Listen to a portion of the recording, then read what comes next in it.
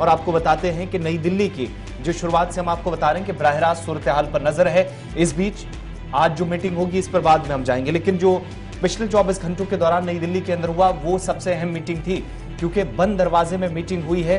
कश्मीर सूबे में अब सरकार की तरफ से ये फैसला लिया गया है। जो तफसीलात आहिस्ता आहिस्ता इस मीटिंग के हवाले से सामने आ रही हैं कि वजारत दाखिला की तरफ से मजीद फोर्सेज को वादी कश्मीर में यानी इजाफी फोर्सेज की जो टुकड़ियां हैं वो तैनात की जाएंगी, खासकर उन इलाकों के अंदर जहां पर हसास सूरत हाल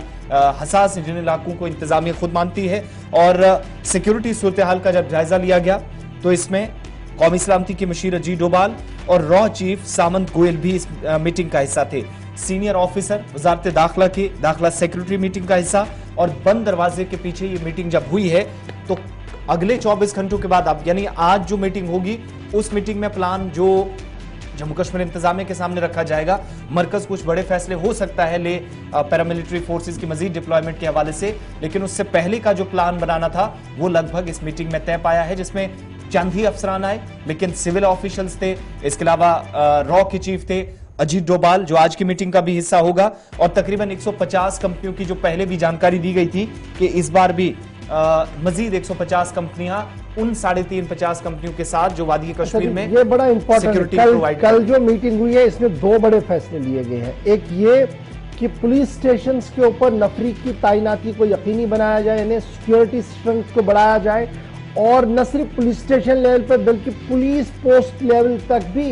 इस नफरी के स्ट्रेंथ को और बढ़ाया जाए। यानी आपने इजाफी सीआरपीएफ की जरूरत हो, इजाफी सिक्योरिटी दस्ते की जरूरत हो, तो उसको यकीनी बनाया जाए हर एक पुलिस स्टेशन और हर एक पुलिस पोस्ट तक। ये पहली बात रखी गई है।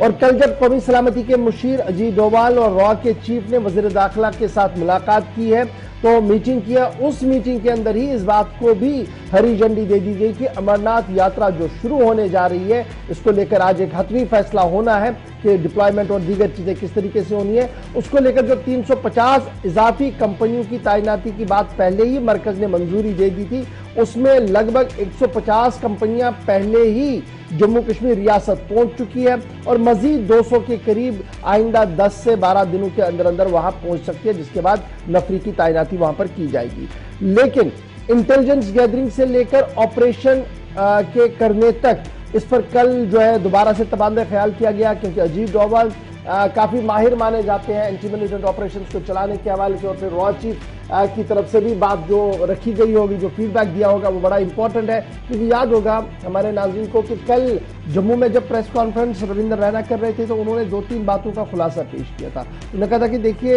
एक नया मंसूबा पाकिस्तान के अंदर बनाया गया जिसकी अमल दरामद यहाँ शुरू हो गई है और इसका मुकाबला किया जाएगा, और इसका मुकाबला करने के लिए शायद कल दाखिला वजीर ने कल आला सतही इजलास को तलब किया था, जिसके बाद यह हतमी फैसला लिया गया कि किस तरीके से इंटरनल सिक्योरिटी को मजीद बेहतर मुस्तहकम बनाया जाए। या